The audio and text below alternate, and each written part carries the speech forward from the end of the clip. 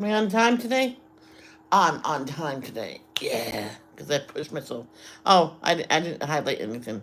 Oh, good morning, good morning, good morning. It's a bright and sunshiny day.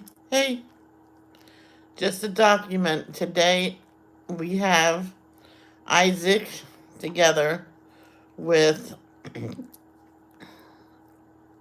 Levi. So today's Isaac's day for being out. Levi is going to be out until it's Amelia's day out, and after that, he hangs out with everybody all day, get to know everybody. Yes, I know. So I didn't highlight everything.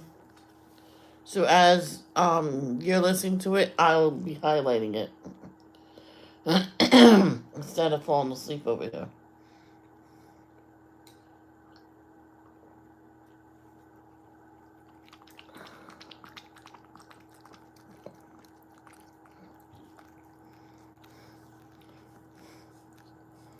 Okay. Oh. Hold on. Oh. Uh. I gotta finish this later. Sandra. Oh, I spelled my name wrong. I spelled my name Mitch. I'm like, no. Yeah. I gotta put the city, the state on this. Seriously? What was I doing? Oh. Hold on, let me get the chat up.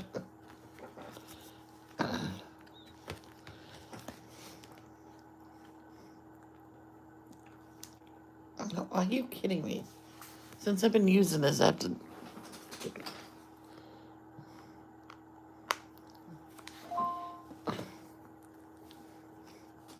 I have to go on Instagram too, so.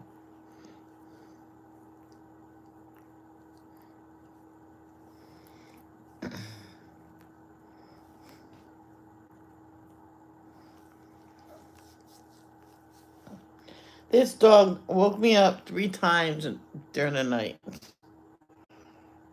Just to go pee.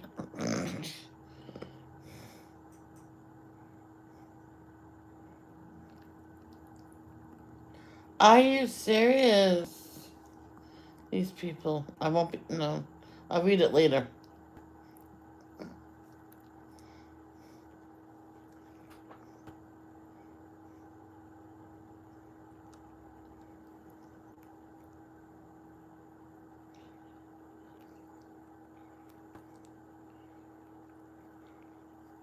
Oh.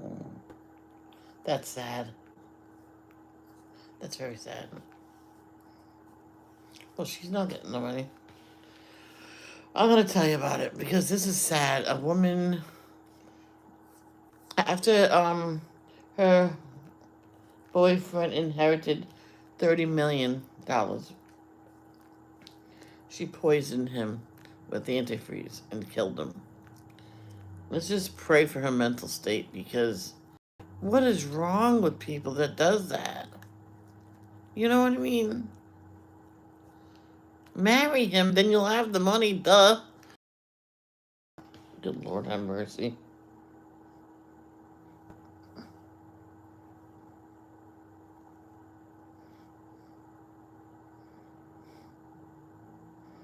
I would ask, can I have some of that? If he loves you enough, he probably would say yeah. But and there's this one woman. I'm just gonna tell you something, and then I'll get on with it because we were talking about winning the lottery on the Richter bus one time when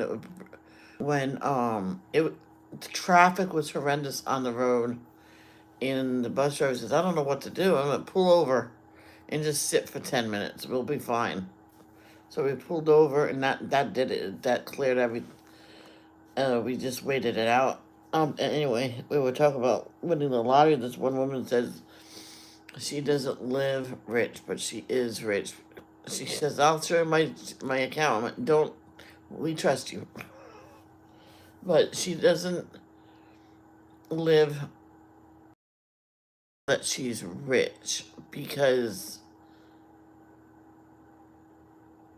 uh she didn't even tell most of her family she has all that money. Only because she has family people in her family that's very greedy, and it's sad to say that, but she has her definitely her siblings are very greedy. They'll say, "Oh, I want a part of that," and can I borrow a few thousand? That's what people are like. They'll go to them and says, "I want some money. I want my share." I'm like, because me, I'll give a certain amount to my sister, my brother, and my niece, and probably a bigger portion to my two nieces, and they can split it with their kids. Or yeah, they'll end up giving theirs to the kids anyway. So I know them well. But all right, let's start. Our Father which art in heaven, hallowed be thy name.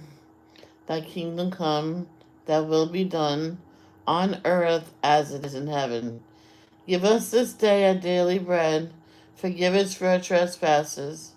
Forgive those who trespass against us. Lead us not into temptation, but deliver us from evil.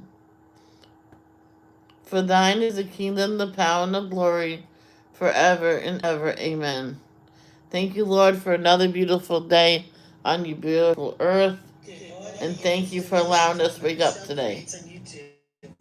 Come check it out. Good morning. It's what happened there.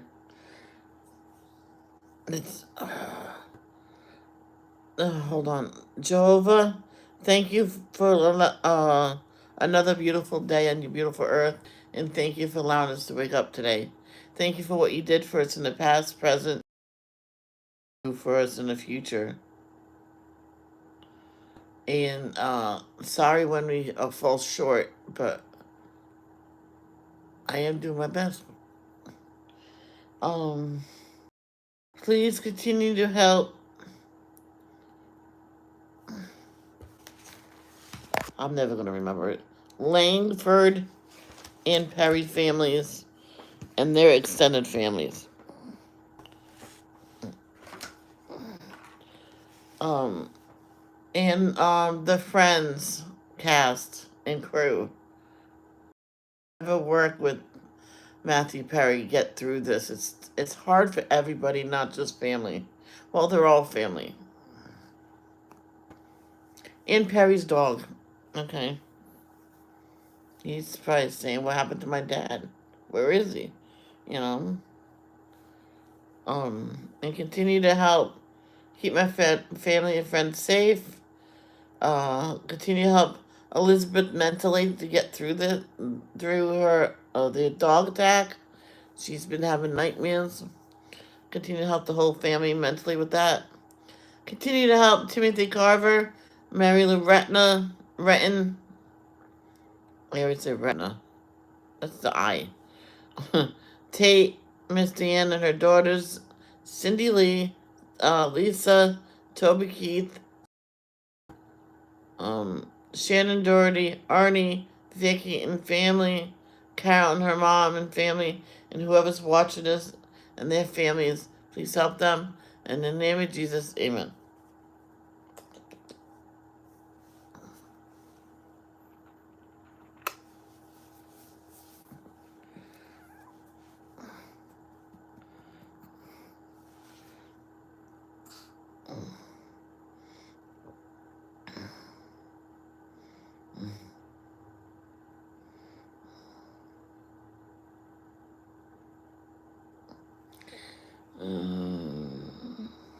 Well, I got him.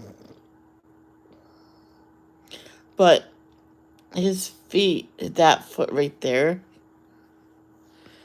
I think it was squished in the box, and now it's all. It looks like um, what do you call it? A club foot. But that foot, it looks just like that. Yeah, it's okay though. It'll release in time. I'm not too worried about it. Put socks and shoes on you. You won't know about it.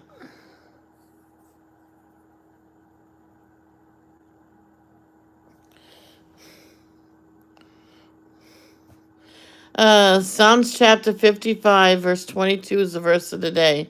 Give your burden to the Lord, and he will take care of you. He will not permit the godly to slip and fall. Psalm 55. Listen to my prayer, O God. Do not ignore Oh, and answer me, for I am overwhelmed by my troubles. My enemies sleep. Psalm 55. Listen to my prayer, O God. Do not ignore my cry for help. Please listen and answer me, for I am overwhelmed by my troubles. My enemies shout at me, making loud and wicked threats. They bring trouble on me and angrily hunt me down. My heart pounds in my chest. The terror of death assaults me. Fear and trembling overwhelm me, and I can't stop shaking. Oh, that I had wings like a dove. Then I would fly away and rest. I would fly far away to the quiet of the wilderness. How quickly I would escape, far from this wild storm of hatred. Confuse them, Lord, and frustrate their plans, for I see violence and conflict in the city. Its walls are patrolled day and night against invaders, but the real danger is wickedness within the city. Everything is falling apart. Threats and cheating are rampant in the streets. It is not an enemy who taunts me. I could bear that. It is not my foes who so arrogantly insult me. I could have hidden from them.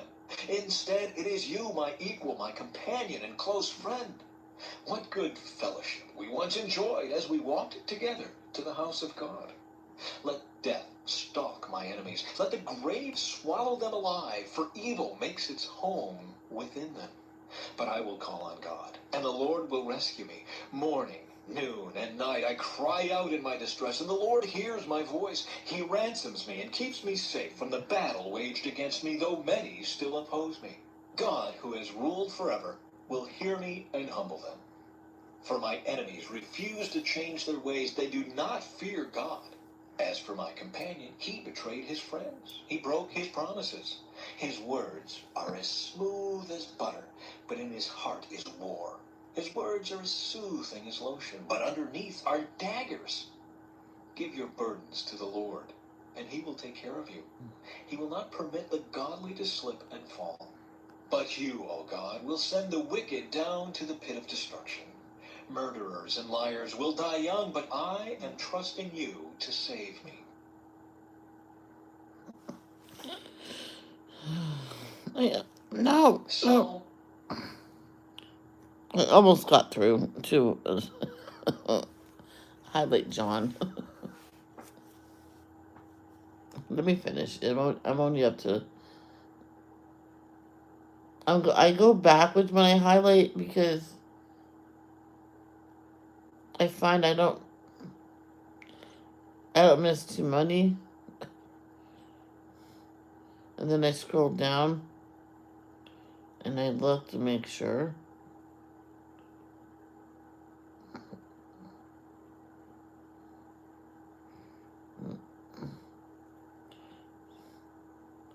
And if you do miss one, see, now we can go on to this. I wish that was bigger, man. Oh,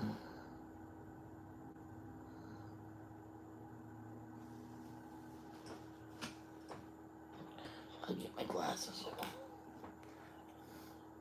Oh, look at that! I can read it. Wow.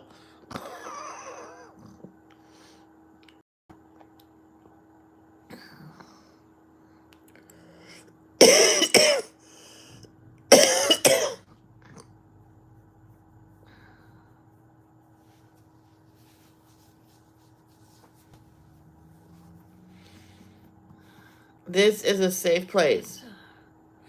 Let go of any distractions. Oh, when you're ready.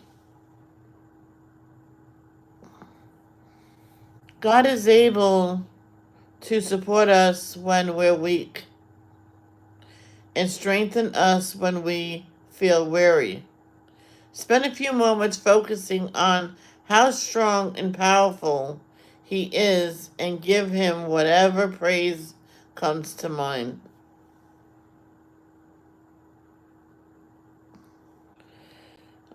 Faith shows the reality of what we hope for.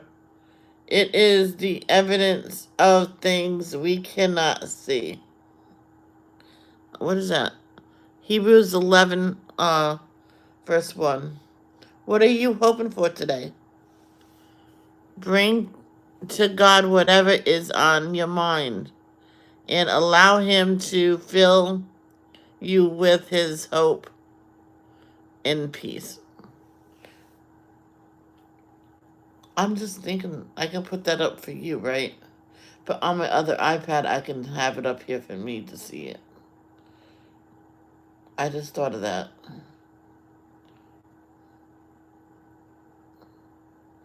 Yeah, same thing.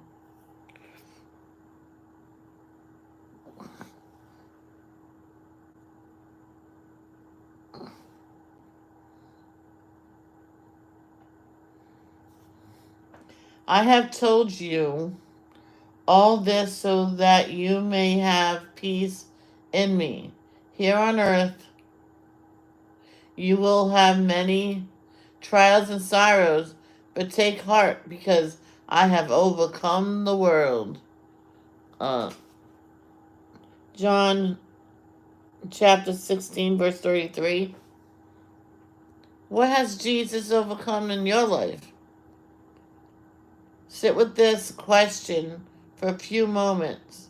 Give yourself permission to reflect on God's faithfulness and respond to Him.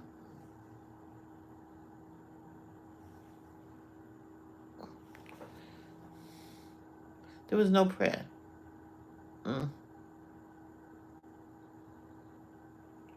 All glory to God, who is able to do far more than all that we could ever ask or imagine. Take a few moments to process this time with God before going about the rest of your day.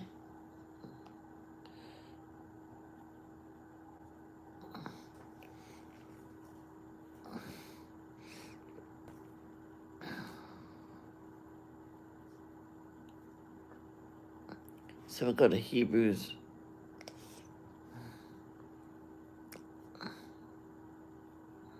Well, let's go to Hebrews um 4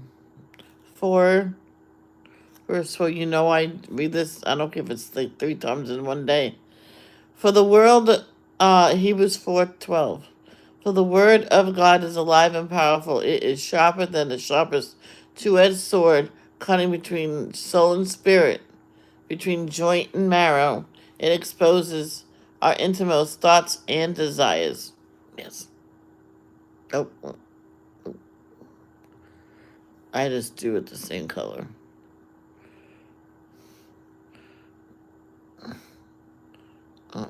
Hebrews 11:1. Faith shows the reality of what we hope for. It is the evidence of things we cannot see. That was Hebrews chapter 11, verse 1. Chapter 11. Great examples of faith. Faith is the confidence that what we hope for will actually happen. It gives us assurance about things we cannot see. Through their faith, the people in days of old earned a good reputation. By faith, we understand that the entire universe was formed at God's command, that what we now see did not come from anything that can be seen. It was by faith that Abel brought a more acceptable offering to God than Cain did. Abel's offering gave evidence that he was a righteous man, and God showed his approval of his gifts. Although Abel is long dead, he still speaks to us by his example of faith. It was by faith that Enoch was taken up to heaven without dying. He disappeared because God took him. For before he was taken up, he was known as a person who pleased God. And it is impossible to please God without faith. Anyone who wants to come to him must believe that God exists and that he rewards those who sincerely seek him. It was by faith that Noah built a large boat to save his family from the flood. He obeyed God, who warned him about things that had never happened before. By his faith, Noah condemned the rest of the world, and he received the righteousness that comes by faith. It was by faith that Abraham obeyed when God called him to leave home and go to another land that God would give him as his inheritance. He went without knowing where he was going. And even when he reached the land God promised him, he lived there by faith, for he was like a foreigner, living in tents. And so did Isaac and Jacob, who inherited the same promise. Abraham was confidently looking forward to a city with eternal foundations, a city designed and built by God. It was by faith that even Sarah was able to have a child, though she was barren and was too old. She believed that God would keep his promise. And so a whole nation came from this one man who is as good as dead. A nation with so many people that, like the stars in the sky and the sand on the seashore, there is no way to count them. All these people died still believing what God had promised them. They did not receive what was promised, but they saw it all from a distance and welcomed it. They agreed that they were foreigners and nomads here on earth. Obviously, people who say such things are looking forward to a country they can call their own. If they had longed for the country they came from, they could have gone back. But they were looking for a better place, a heavenly homeland. That is why God is not ashamed to be called their God, for he has prepared a city for them. It was by faith that Abraham offered Isaac as a sacrifice when God was testing him.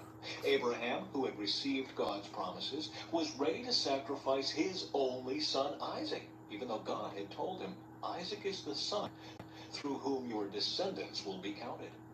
Abraham reasoned that if Isaac died, God was able to bring him back to life again. And in a sense, Abraham did receive his son back from the dead. It was by faith that Isaac promised blessings for the future to his sons, Jacob and Esau. It was by faith that Jacob, when he was old and dying, blessed each of Joseph's sons and bowed in worship as he leaned on his staff. It was by faith that Joseph, when he was about to die, said confidently that the people of Israel would leave Egypt. He even commanded them to take his bones with them when they left. It was by faith that Moses' parents hid him for 3 months when he was born. They saw that God had given them an unusual child, and they were not afraid to disobey the king's command. It was by faith that Moses, when he grew up, refused to be called the son of Pharaoh's daughter. He chose to share the oppression of God's people instead of enjoying the fleeting pleasures of sin. He thought it was better to suffer for the sake of Christ than to own the treasures of Egypt, for he was looking ahead to his great reward. It was by faith that Moses left the land of Egypt, not fearing the king's anger. He kept right on going because he kept his eyes on the one who is invisible. It was by faith that Moses commanded the people of Israel to keep the Passover and to sprinkle blood on the doorposts, so that the angel of death would not kill their firstborn sons. It was by faith that the people of Israel went right through the Red Sea, as though they were on dry ground. But when the Egyptians tried to follow, they were all drowned. It was by faith that the people of Israel marched around Jericho for 7 days, and the walls came crashing down. It was by faith that Rahab the prostitute was not destroyed with the people in her city who refused to obey God, for she had given a friendly welcome to the spies. How much more do I need to say? It would take too long to recount the stories of the faith of Gideon, Barak, Samson, Jephthah, David, Samuel, and all the prophets. By faith, these people overthrew kingdoms, ruled with justice, and received what God had promised them. They shut the mouths of lions, quenched the flames of fire, and escaped death by the edge of the sword. Their weakness was turned to strength. They became strong in battle and put whole armies to flight. Women received their loved ones back again from death. But others were tortured, refusing to turn from God in order to be set free. They placed their hope in a better life after the resurrection. Some were jeered at, and their backs were cut open with whips. Others were chained in prisons. Some died by stoning. Some were sawed in half, and others were killed with the sword. Some went about wearing skins of sheep and goats, destitute and oppressed and mistreated. They were too good for this world, wandering over deserts and mountains, hiding in caves and holes in the ground. All these people earned a good reputation because of their faith, yet none of them received all that God had promised. For God had something better in mind for us, so that they would not reach perfection without us. I'll be right with you.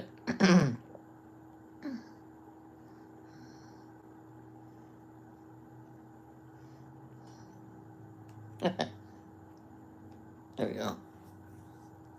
Job is completely highlighted. And that's where, no, where are we going to go? Oh, really?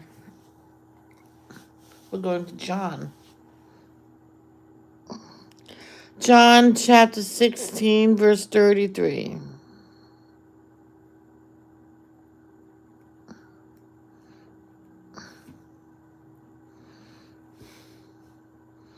Mm.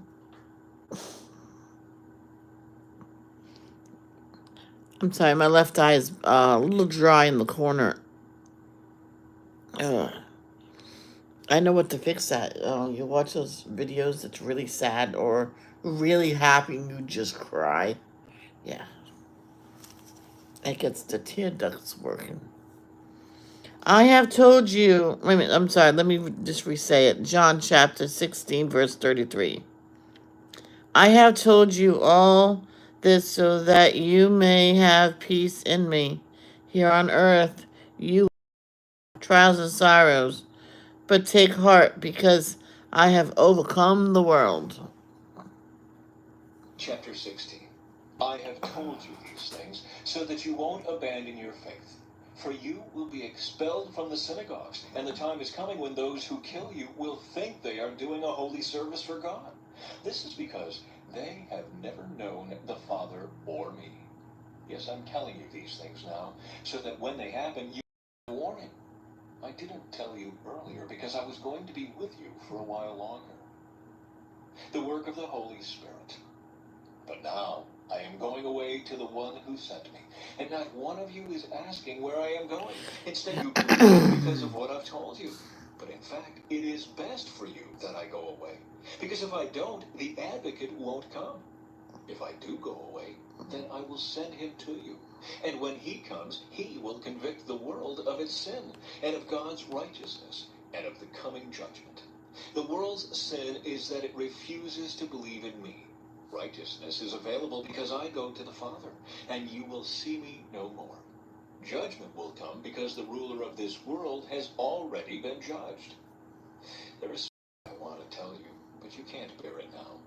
When the Spirit of truth comes, he will guide you into all truth. He will not speak on his own, but will tell you what he has heard. He will tell you about the future. He will bring me glory by telling you whatever he receives from me. All that belongs to the Father is mine. This is why I said, the Spirit will tell you whatever he receives from me. Sadness will be turned to joy. In a little while, you won't see me anymore. But a little while after that, you will see me again. Some of the disciples asked each other, what does he mean when he says, in a little while you won't see me, but then you will see me, and I am going to the Father? And what does he mean by a little while? We don't understand. Jesus realized they wanted to ask him about it. So he said, are you asking yourselves what I meant? I said, in a little while you won't see me, but a little while after that you will see me again. I tell you the truth, you will weep and mourn over what is going to happen to me, but the world will rejoice. You will grieve, but your grief will suddenly turn to wonderful joy. It will be like a woman suffering the... When her child is born, her anguish gives way to joy because she has brought a new baby into the world. So you have sorrow now, but I will see you again. Then you will rejoice, and no one can rob you of that joy. At that time, you won't need to ask me for anything. I tell you the truth, you will ask the Father directly, and he will grant your request because you use my name. You haven't done this before. Ask using my name, and you will receive, and you will have abundant joy. I have spoken of these matters in figures of speech, but soon I will stop speaking figuratively, and will tell you plainly all about the Father. Then you will ask in my name. I'm not saying I will ask the Father on your behalf, for the Father himself loves you dearly, because you love me and believe that I came from God. Yes, I came from the Father into the world, and now I will leave the world and return to the Father. Then his disciples said, At last you are speaking plainly and not figuratively. Now we understand that you know everything, and there's no need to question you. From this we believe that you came from God. Jesus asked, Do you finally believe? But the time is coming, indeed it's here now, when you will be scattered, each one going his own way, leaving me alone. Yet I am not alone, because the Father is with me. I have told you all this so that you may have peace in me. Here on earth you will have many trials and sorrows, but take heart, because I have overcome the world. Yes. Now we'll sit back and listen to Job. Job. This is the last of it. I'm just going to let it play out until it's done. Where is it? Oh, there you are. Tomorrow we start Psalms. Excited about that. Because that's a lot. So we're going to like time it and see how...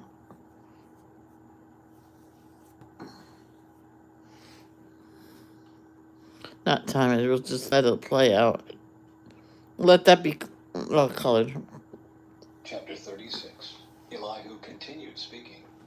Let me go on, and I will show you the truth, for I have not finished defending God. I will present profound arguments for the righteousness of my Creator. I am telling you nothing but the truth, for I am a man of great knowledge. God is...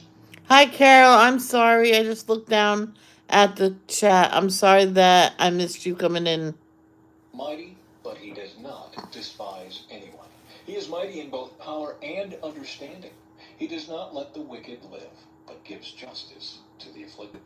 He never takes his eyes off the innocent, but he sets them on thrones with kings and exalts them forever. If they are bound in chains and caught up in a web of trouble, he shows them the reason. He shows them their sins of pride. He gets their attention and commands that they turn from evil. If they listen and obey God, they will be blessed with prosperity throughout their lives. All their years will be pleasant. But if they refuse to listen to him, they will be killed by the sword and die from lack of understanding.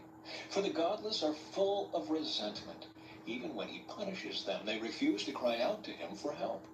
They die when they are young, after wasting their lives in immoral living. But by means of their suffering, he rescues those who suffer, for he gets their attention through adversity. God is leading you away from danger, Job, to a place free from distress. He is setting your table with the best food. But you are obsessed with whether the godless will be judged. Don't worry, judgment and justice will be upheld. But watch out, or you may be seduced by wealth. Don't let yourself be bribed into sin. Could all your wealth or all your mighty efforts keep you from distress? Do not long for the cover of night, for that is when people will be destroyed. Be on guard. Turn back from evil, for God sent this suffering to keep you from a life of evil. Elihu reminds Job of God's power. Look, God is all-powerful. Who is a teacher like him? Him what to do, or say to him, you have done wrong? Instead, glorify his mighty works, singing songs of praise. Everyone has seen these things, though only from a distance. Look, God is greater than we can understand. His years cannot be counted. He draws up the water vapor and then distills it into rain. The rain pours down from the clouds, and everyone benefits. Who can understand the spreading of the clouds and the thunder that rolls forth from heaven? See how he spreads the lightning around him, and how it lights up depths of the sea. By these mighty acts he nourishes the people, giving them food in abundance. He fills his hands with lightning bolts and hurls at its target. The thunder announces his presence. The storm announces his indignant anger. Chapter 37. My heart pounds as I think of this. It trembles within me. Listen carefully to the thunder of God's voice as it rolls from his. It rolls across the heavens, and his lightning flashes in every direction. Then comes the roaring of the thunder, the tremendous voice of his majesty. He does not restrain it when he speaks. God's voice is glorious in the thunder. We can't even imagine the greatness of his power. He directs the snow to fall on the earth and tells the rain to pour down. Then everyone stops working so they can watch his power. The wild animals take cover and stay inside their dens. The stormy wind comes from its chamber, and the driving winds bring the cold. Put your head down. God's breath Lay down. sends the ice, freezing wide expanses of water. He loads the clouds with moisture, and they flash with his lightning. The clouds churn about at his direction. They do whatever he commands throughout the earth. He makes these things happen either to punish people or to show his unfailing love. Pay attention to this, Job. Stop and consider the wonderful miracles of God. Do you know how God controls the storm and causes the lightning to flash from his clouds? Do you understand how he moves the clouds with wonderful perfection and skill? When you are sweltering in your clothes and the south wind dies down and everything is still, he makes the skies reflect the heat like a bronze mirror. Can you do that? So teach the rest of us what to say to God. We are too ignorant to make our own arguments. Should God be notified that I want to speak? Can people even speak when they are confused? We cannot look at the sun, for it shines brightly in the sky when the wind clears away the clouds. So also gold and splendor comes from the mountain of God. He is clothed in dazzling splendor. We cannot imagine the power of the Almighty. But even though he is just and righteous, he does not destroy us. No wonder people everywhere fear him. All who are wise show him reverence.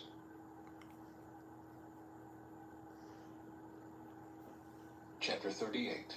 The Lord challenges Job. Then the Lord answered Job from the whirlwind. Who is this that questions my wisdom with such ignorant words? Brace yourself like a man, because I have some questions for you, and you must answer them. Where were you when I laid the foundations of the earth? Tell me, if you know so much. Who determined its dimensions and stretched out the surveying line? What supports its foundations, and who laid its cornerstone as the morning stars sang together, and all the angels shouted for joy? Who kept the sea inside its boundaries, as it burst from the womb, and as I clothed it with clouds, and wrapped it in thick darkness? For I locked it behind barred gates, limiting its shores. I said, this far and no farther will you come. Here your proud waves must stop.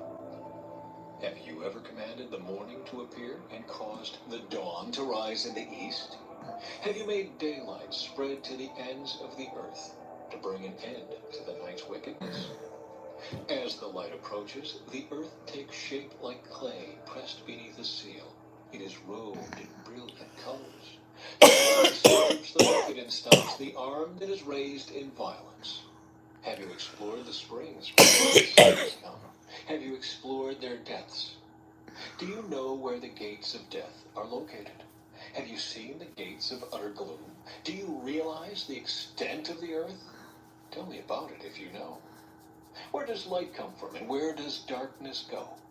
Can you take each to its home? Do you know how to get there? But of course you know all this, for you were born before it was all created, and you are so very experienced. Have you visited the storehouses of the snow, or seen the storehouses of hail? I have reserved them as weapons for the time of trouble, for the day of battle and war. Where is the path to the source of light? Where is the home of the east wind? Who created a channel for the torrents of rain? Who laid out the path for the lightning? Who made the rain fall on barren land in a desert where no one lives? Who sends rain to satisfy the parched ground and make the tender grass spring up? Does the rain have a father? Who gives birth to the dew? Who is the mother of the ice? Who gives birth to the frost from the heavens? For the water turns to ice as hard as rock, and the surface of the water freezes. Can you direct the movement of the stars, binding the cluster of the Pleiades or loosening the cords of Orion? Can you direct the sequence of the seasons, or guide the bear with her cubs across the heavens? Do you know the laws of the universe? Can you use them to regulate the earth? Can you shout to the clouds and make it rain? Can you make lightning appear and cause it to strike as you direct? Who gives intuition to the heart and instinct to the mind? Who is wise enough to count all the clouds? Who can tilt the water jars of heaven when the parched ground is dry and the soil has hardened into clods? Can you stalk prey for a lioness and satisfy the young lion's appetites as they lie in their dens or crouch in the thicket? Who provides food for the ravens when their young cry out to God and wander about in hunger? Mm.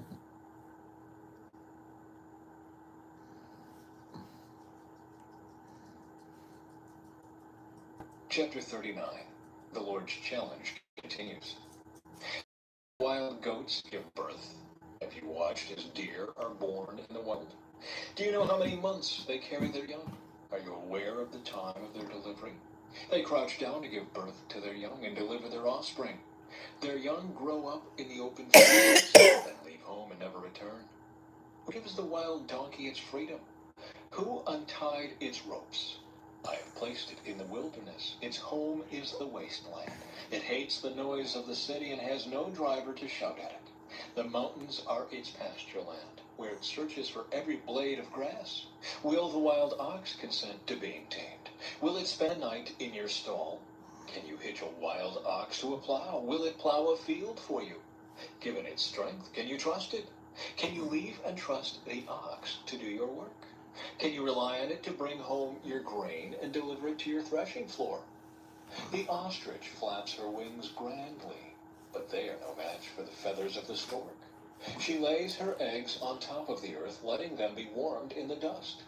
She doesn't worry that a foot might crush them or a wild animal might destroy them. She is harsh toward her young, as if they were not her own. She doesn't care if they die. For God has deprived her of wisdom. He has given her no understanding. But whenever she jumps up to run, she passes the swiftest horse with its rider. Have you given the horse its strength, or clothed its neck with a flowing mane? The ability to leap like a locust. Its majestic snorting is terrifying. It paws the earth and rejoices in its strength when it charges to battle. It laughs at fear and is unafraid. It does not run from the sword. The arrows rattle against it, and the spear and javelin flash. It paws the ground fiercely and rushes forward into battle when the ram's horn blows. It snorts at the sound of the horn. It senses the battle in the distance. It quivers at the captain's commands and the noise of battle. Is it your wisdom that makes the hawk soar and spread its wings toward the south? Is it at your command that the eagle rises to the heights to make its nest? It lives on the cliffs, making its home on a distant rocky crag. From there it hunts its prey, keeping watch with piercing eyes. Its young gulp down blood. Where there's a carcass, there you'll find it. Chapter 40. Then the Lord said to Job, do you still want to argue with the Almighty? You are God's critic, but do you have the answers? Job responds to the Lord. Then Job replied to the Lord, I am nothing. How could I ever find the answers? I will cover my mouth with my hand. I have said too much already. I have nothing more to say. The Lord challenges Job again. Then the Lord answered Job from the whirlwind. Brace yourself like a man, because I have some questions for you, and you must answer them. Will you discredit my justice and condemn me just to prove you are right? Are you as strong as God? Can you thunder with a voice like his? All right, put on your glory and splendor, your honor and majesty. Give vent to your anger. Let it overflow against the proud. Humiliate the proud with a glance. Walk on the wicked where they stand. Bury them in the dust. Imprison them in the world of the dead. Then even I would praise you, for your own strength would save you. Take a look at Behemoth, which I made, just as I made you. It eats grass like an ox. See its powerful loins and the muscles of its belly. Its tail is as strong as a cedar. The sinews of its thighs are knit tightly together. Its bones are tubes of bronze. Its limbs are bars of iron. It is a prime example of God's handiwork, and only its creator can threaten it. The mountains offer it their best food, where all the wild animals play. It lies under the lotus plants, hidden by the reeds in the marsh. The lotus plants give it shade among the willows beside the stream. It is not disturbed by the raging river, not concerned when the swelling Jordan rushes around it. No one can catch it off guard, or put a ring in its nose and lead it away.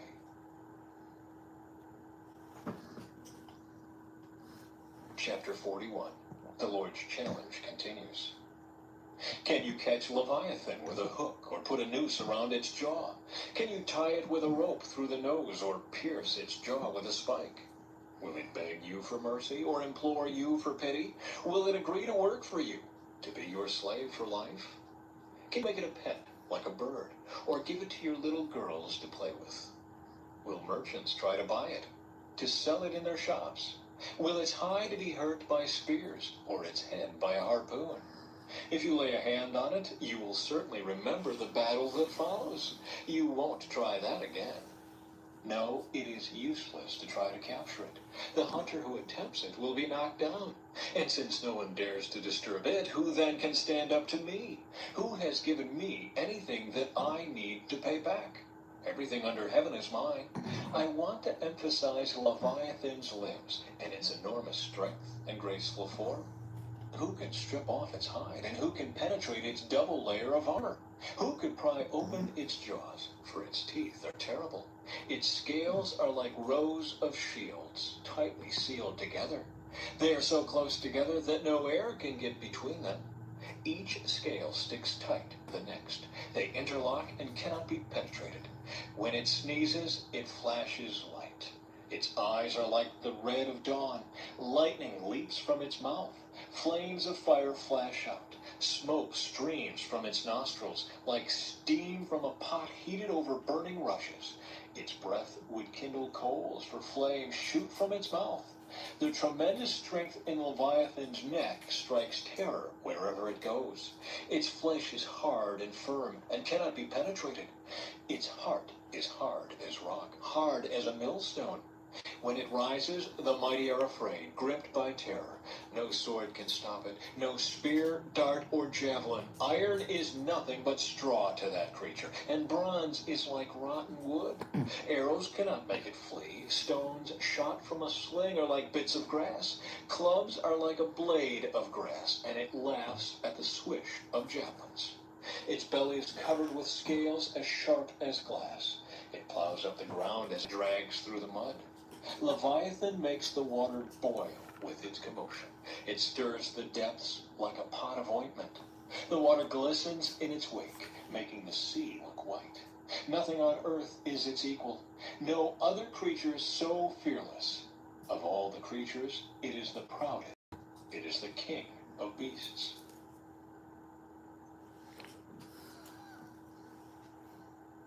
Chapter 42. Last one. Responds to the Lord. Then Job replied to the Lord, I know that you can do anything, and no one can stop you. You asked, who is this that questions my wisdom with such ignorance? It is I. And I was talking about things I knew nothing about, things far too wonderful for me. You said, listen, and I will speak. I have some questions for you, and you must answer them. I had only heard about you before, but now I see you with my own eyes. I take back everything I said, and I sit in dust and ashes to show my repentance. Conclusion. The Lord blesses Job. After the Lord had finished speaking to Job, he said to Eliphaz the Temanite, I am angry with you and your two friends, for you have not spoken accurately about me, as my servant Job has. So take 7 bulls and 7 rams, and go to my servant Job, and offer a burnt offering for yourselves. My servant Job will pray for you, and I will accept his prayer on your behalf. I will not treat you as you deserve, for you have not spoken accurately about me, as my servant Job has. So Eliphaz the Temanite, Bildad the Shuhite, and Zophar the Naamathite did as the Lord commanded them, and the Lord accepted Job's prayer. When Job prayed for his friends, the Lord restored his fortunes. In fact, the Lord gave him twice as much as before. Then all his brothers, sisters, and former friends came and feasted with him in his home. And they consoled him and comforted him because of all the trials the Lord had brought against him. And each of them brought him a gift of money and a gold ring. So the Lord blessed Job in the second half of his life, even more than in the beginning. For now he had 14,000 sheep, 6,000 camels, 1,000 teams of oxen, and 1,000 female donkeys. He also gave Job 7 more sons and 3 more daughters. He named his first daughter Jemima, the second Keziah, and the third Kirin-Hapuk. In all the land no women were as lovely as the daughters of Job, and their father put them into his will, along with their brothers. Job lived 140 years after that, living to see 50 generations of his children and grandchildren. Then he died, an old man who had lived a long, full life. Yes. And that's it for Job. But, Carol, you just asked me if that was the last one. No. I'm sorry. We have, one more to do. And then, we're done. 1,000 Bible Facts.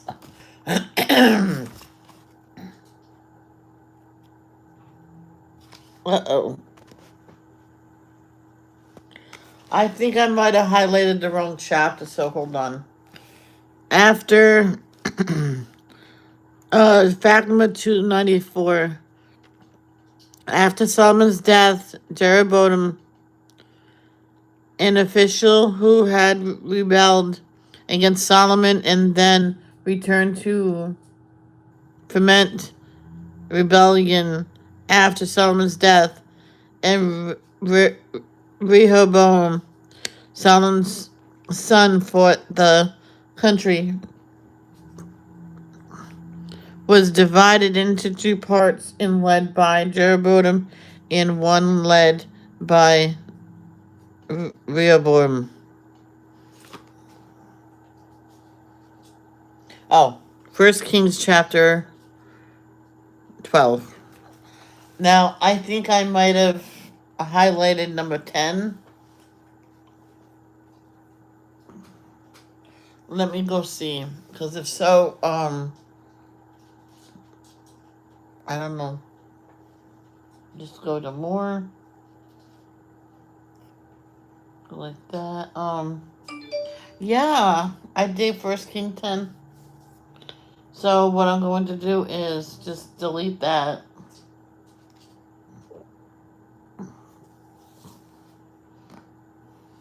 Oh, delete. Yes.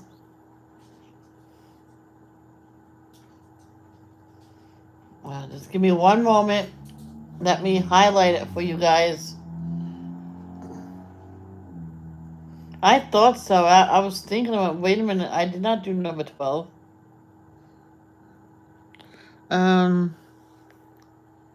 Well, I can have you, 1 King chapter 12.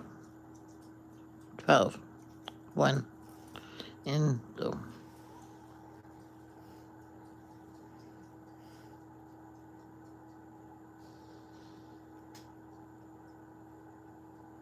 I press play, let it just get a hold of the network.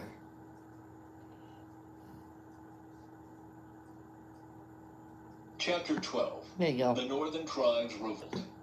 Rehoboam went to Shechem, where all Israel had gathered to make him king. When Jeroboam, son of Nebat, heard of this, he returned from Egypt, for he had fled to Egypt to escape from King Solomon. The leaders of Israel summoned him, and Jeroboam and the whole assembly of Israel went to speak with Rehoboam. Your father was a hard master, they said. Lighten the harsh labor demands and heavy taxes that your father imposed on us. Then we will be your loyal subjects. Rehoboam replied, Give me 3 days to think this over, then come back for my answer. So the people went away. Then King Rehoboam discussed the matter with the older men who had counseled his father Solomon. What is your advice? He asked. How should I answer these people? Replied, If you are willing to be a servant to these people today and give them a favorable answer, they will always be your loyal subjects. Carol, I have to go to ladies' room. I am so sorry. If I don't go now, I won't make it. I will be right back. Just listen to this, and I'll be back. But Rehoboam rejected the advice of the older men, and instead asked the opinion of the young men who had grown up with him and were now his advisors. What is your advice? He asked them. How should I answer these people who want me to lighten the burdens imposed by my father? The young men replied, This is what you should tell those complainers who want a lighter burden. My little finger is thicker than my father's waist. Yes, my father laid heavy burdens on you, but I'm going to make them even heavier. My father beat you with whips, but I will beat you with scorpions. 3 days later, Jeroboam and all the people returned to hear Rehoboam's decision, just as the king had ordered. But Rehoboam spoke harshly to the people, for he rejected the advice of the older counselors and followed the counsel of his younger advisors. He told the people, My father laid heavy burdens on you, but I'm going to make them even heavier. My father beat you with whips, but I will beat you with scorpions. So the king paid no attention to the people. This turn of events was the will of the Lord, for it fulfilled the Lord's message to Jeroboam son of Nebat through the prophet Ahijah from Shiloh. When all Israel realized that the king had refused to listen to them, they responded, Down with the dynasty of David. We have no interest in the son of Jesse. Back to your homes, O Israel. Look out for your own house, O David. So the people of Israel returned home. But Rehoboam continued to rule over the Israelites who lived in the towns of Judah. King Rehoboam sent Adoniram, who was in charge of the labor force, to restore order, but the people of Israel stoned him to death. When this news reached King Rehoboam, he quickly jumped into his chariot and fled to Jerusalem. And to this day, the northern tribes of Israel have refused to be ruled by a descendant of David. When the people of Israel learned of Jeroboam's return from Egypt, they called an assembly and made him king over all Israel. So only the tribe of Judah remained loyal to the family of David. Shimei's prophecy. When Rehoboam arrived at Jerusalem, he mobilized the men of Judah and the tribe of Benjamin, 180,000 select troops, to fight against the men of Israel and to restore the kingdom to himself. But God said to Shimei, the man of God, Say to Rehoboam, son of Solomon, king of Judah, and to all the people of Judah and Benjamin, and to the rest of the people, This is what the Lord says. Do not fight against your relatives, the Israelites. Go back home, for what has happened is my doing. So they obeyed the message of the Lord and went home as the Lord had commanded. Jeroboam makes gold calves. Jeroboam then built up the city of Shechem in the hill country of Ephraim, and it became his capital. Later he went and built up the town of Peniel. Jeroboam thought to himself, Unless I am careful, the kingdom will return to the dynasty of David. When I am back. these people go to Jerusalem to offer sacrifices at the temple of the Lord, they will again give their allegiance to King Rehoboam of Judah. They will kill me and make him their king instead. So on the advice of his counselors, the king made 2 gold calves. He said to the people, It is too much trouble for you to worship in Jerusalem. Look, Israel, these are the gods who brought you out of Egypt. He placed these calf idols in Bethel and in Dan, at either end of his kingdom. But this became a great sin, for the people worshiped the idols, traveling as far north as Dan to worship the one there. Jeroboam also erected buildings at the pagan shrines and ordained priests from the common people. Carol, when I typed in yes to you asking me, was it the last one? At the time we were reading Job. Okay?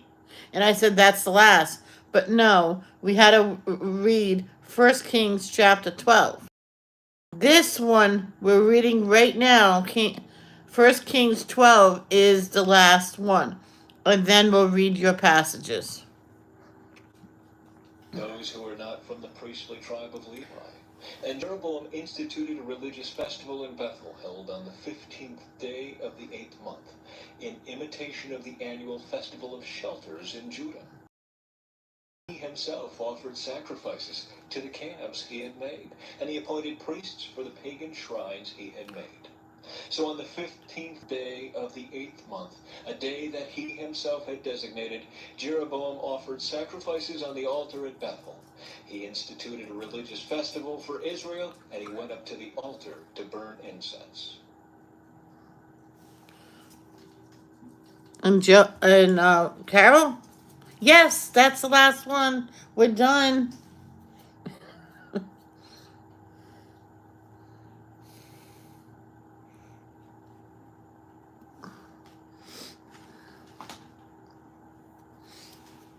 Oh, they're so cute. You know those baby seats I use for my baby reborns, right? Too bad they couldn't make them a little bit wide so you can sneak in two of them. Yeah. I might find one on Team U and put that in there to win, so I can have more than one baby in here. I don't have to have tons of them, just a few. I can sneak two baby, like a big baby with the little baby in there. Okay. All right, Carol, we're gonna start reading your passages. The first one is Exodus, chapter 20, 15. That's a good one. Oop. You must not steal. So what I'm going to do, I'm going to read all of them. Oh.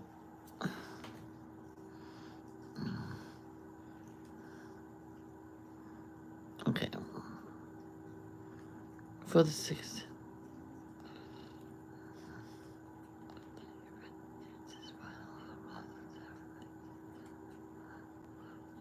Right here is the first one. Honor your father and mother, then you will live a long, full life in the land the Lord your God is giving you. You must not murder. You must not commit adultery. I'm doing it all again. You must not steal. You must not testify falsely against your neighbor. You must not convey your neighbor's house. You must not convey your neighbor's wife, male or female servant, ox or donkey, or anything else that belongs to your neighbor. Yep. Yeah, like before, Carol, I will add to yours if I see fit. So if you pre-read these, Carol, and you see that, like the 10 Commandments, like I just read, if you want to do them all, you can do them all. You just tell me. But don't get it on the habit of having tons and tons of these.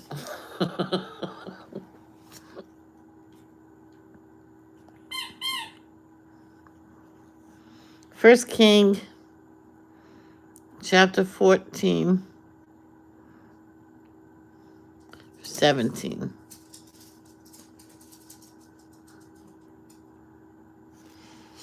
So Jeroboam's wife returned to Tirzah, and the child died just as she walked through the door of her home.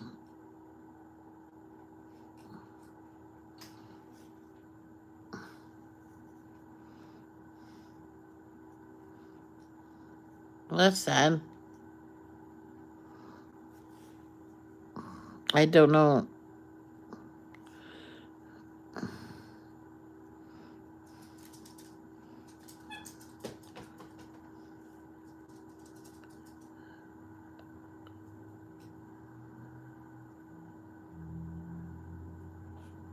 Uh,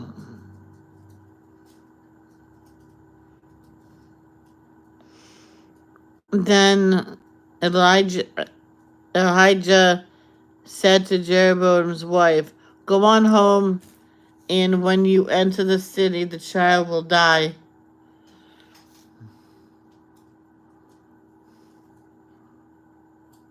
All Israel will mourn for him and bury him. He is the only member of your family who will have a proper burial. For this child is the only good thing that the that Jehovah, the God of Israel, sees in the entire family of Jeroboam.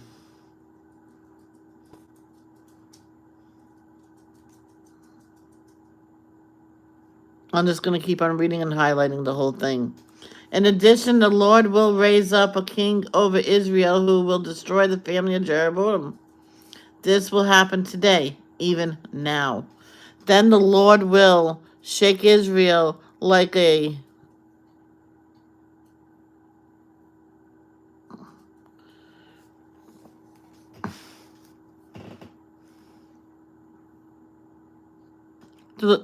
then the Lord will shake Israel like a reed whip about in a stream. He will uproot the people of Israel from this good land that he gave their ancestors and will scatter them beyond the Euphrates River. I can't believe I remember that word. For they have angered the Lord with the Asherah poles they have set up for worship. He will abandon Israel because Jeroboam sinned and made Israel sin along with them. So Jeroboam's wife returned to Tirzah, and the child died just as she walked through the door of her home.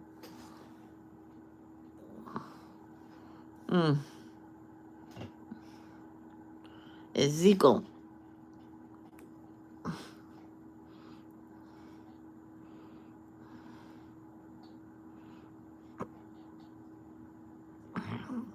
Ezekiel chapter 28, verse 16.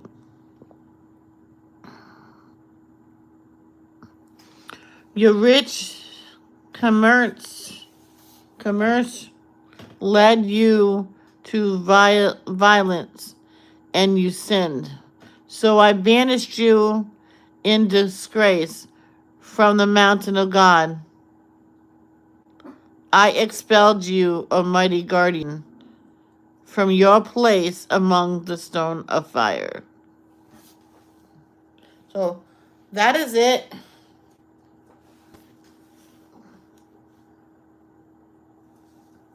I'm done now. So I will see you later on in coloring. I might do more coloring in my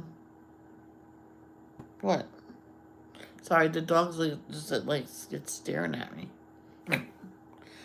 Do more coloring. I don't know if not. Probably not in gnome. Probably in cute animals. So I love you guys. Love.